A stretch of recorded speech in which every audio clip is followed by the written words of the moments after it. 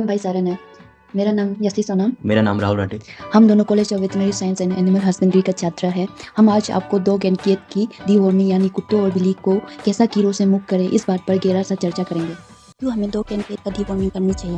दोस्तों, काफ़ी तरह का कीड़ा यानी कि पैरासाइट कई तरह का होता है। कुछ जो शरीर के ऊपर पाया जाता है और कुछ जो शरीर के अंदर पाया जाता है। ये दोनों ही तरह का पैरासाइट आपका पेट डॉग या कैट या स्ट्रे डॉग या स्ट्रे कैट के लिए खतरनाक होता है। तो चलिए आज के इस वीडियो में जानेंगे कि कैसा आप अपना पेट को इन पैरासाइट से बचा सकते हैं।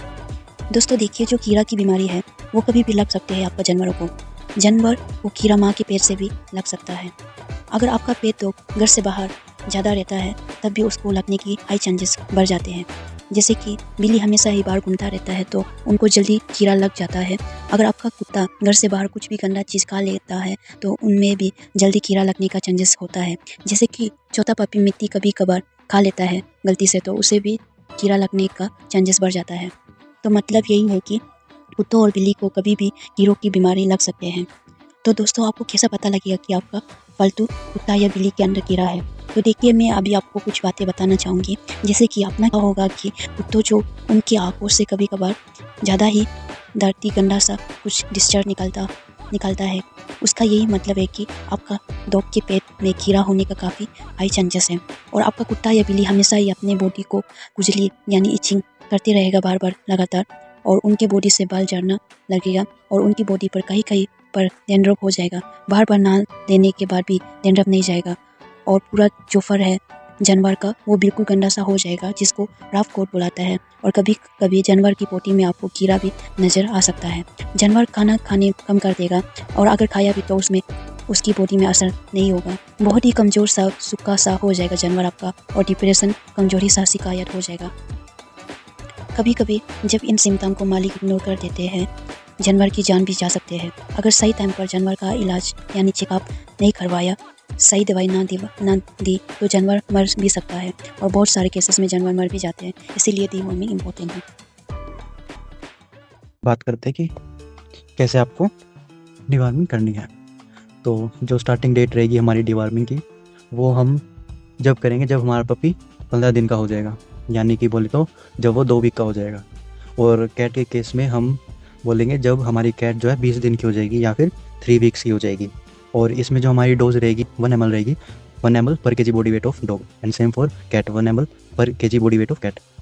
और एक बात का ध्यान रखिएगा कि जो हमारे स्मॉल ब्रीड्स के जो पपी होते हैं उनमें कभी भी आपको स्टार्टिंग के टाइम में, जैसे आप स्टार्टिंग करेंगे डिवॉर्मिंग की, आपको उनको जो है टैबलेट नहीं देनी है, आपको सिरप का यूज़ करना है। सिरप आते हैं उनका यूज़ करना है। और डिवॉर्मिंग करने से पहले कुछ नहीं खिलाना और करने के बाद भी कुछ नहीं खिलाना हमारे पपी को, मतलब कि खाली पेट आपको डिवॉर्मिंग करनी है। और ये करने के बाद जो नेक्स्ट डोज होगी वो हमको हर 1 महीने के गैप के बाद उनको फिर से डिवॉर्म करना है, जब तक कि वो 6 मंथ एज के नहीं हो जाते हमारे डॉग और कैट। और इसमें सेम जो अगर हमारा हेल्दी पपी है, मतलब अच्छे से खा पी रहा है, अच्छे से खेल कूद रहा है, तो डोज सेम रहेगी 1 ml per kg body wait. लेकिन अगर हमारा पपी थोड़ा सा वीक है तो उसमें जो डोज रहेगी वो हमारी हाफ रहेगी 1 ml से, मतलब कि 0.5 ml per kg body weight of cat और डॉग। तब जब पपी 3 महीने से ज़्यादा एज का हो जाएगा ना, तब आपको उसमें जो है टैबलेट यूज़ करनी है और सिरप यूज़ नहीं करना उसके बाद, क्योंकि टैबलेट ज़्यादा असर करती है हमारे। और एक बात का भी ध्यान रखिएगा कि जब आप डिवॉर्मिंग करें पपी या कैट की, तो जब आप डिवॉर्मिंग करें ना, जैसे आप उसको सिरप या फिर टैबलेट दोगे तो उसी के साथ आपको लिवर, कोई भी अच्छी कंपनी का एक लिवर टॉनिक भी उसको देना है, और आपको ये 10 दिन तक कंटिन्यूस देना है। और इसकी डोज क्या रहेगी, स्मॉल पपीज़ के लिए 2 से 5 ml आप उसको लिवर टॉनिक दोगे, और अगर बिग ब्रीड का पपी है, जैसे कोई बड़ी ब्रीड का है जैसे ग्रेडन या फिर सेंट बर्नार्ड या फिर और भी बड़ी बड़ी ब्रीड्स के डॉग उनको दोगे तो उसमें 5 से 10 ml तक आपकी रहेगी। और फिर उसके बाद जो नेक्स्ट डोज होगी वो हमारी क्या होगी, 6 महीने के बाद जब हम करेंगे तो हर 3 महीने के गैप के बाद उसको देना है हमको। चलिए इसको अभी थोड़ा अच्छे तरीके में समझते हैं। जैसे कि अभी देख पा रहे हैं आप सामने स्लाइड में कि जब पपी हमारा 15 डेज़ का हो जाएगा या फिर 2 वीक का हो जाएगा, जब उसको फर्स्ट डोज देंगे, और फिर उसके हर 1 महीने के गैप बाद हम उसको डोजेस देंगे। और ये हमको डोज तब तक देनी है जब हमारा पपी 6 मंथ एज का ना हो जाए। और 6 मंथ के एज के बाद हम उसको हर 3 महीने के बाद फिर से डिवॉर्म करेंगे। और इसमें देखिए कुछ चीज़ें नोटिस करने की है कि एम्प्टी स्टमक रहेगा before and after the dose.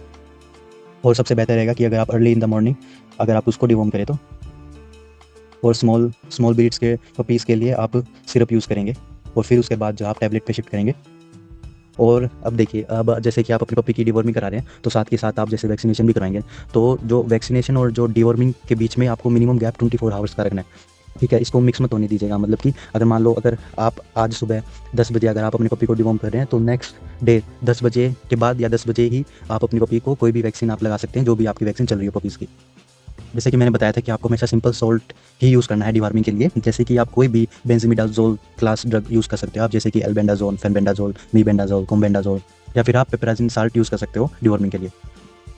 को जितनी भी दवाइयाँ बताई हैं वो सभी एलोपैथिक मेडिसिन है। अगर आप लोग होम्योपैथिक मेडिसिन यूज़ करना चाहते हैं तो मैं आपको ये कुछ दवाइयाँ बता देता हूँ। जैसे कि सीना 30 CH पोटेंसी के साथ इसकी आप 2 से 3 ड्रॉप डायरेक्ट अपने पेट एनिमल के जी पे डाल सकते हैं, और ये आपको दिन में 2 बार डालनी है, और आपको पूरे हफ्ते 1 हफ्ते तक ये जो है डालनी है।